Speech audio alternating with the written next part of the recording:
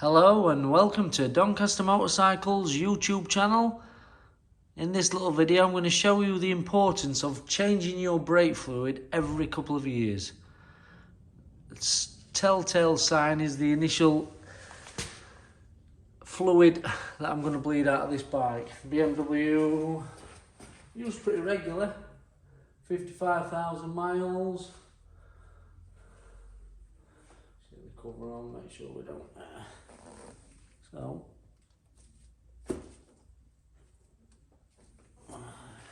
So, I've just cracked it off there. Covering the camera.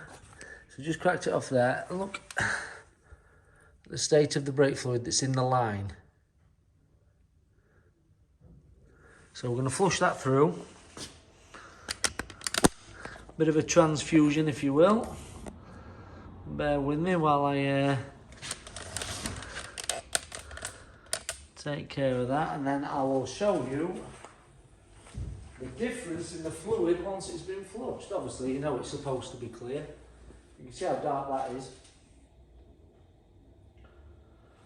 I'll top up the master cylinder, apply pressure to the brake lever, crack off the bleed nipple, and then pump it through.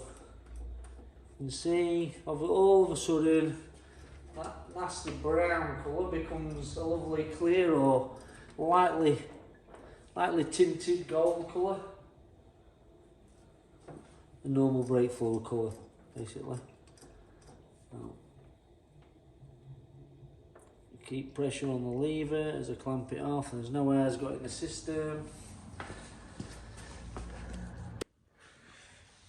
And there you can see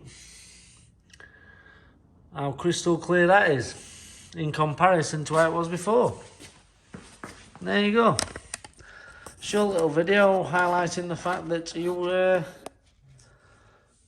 should change your brake fluid at least every 2 years. I'm pretty sure that that's been longer on that one, looking at the state of the colour of it.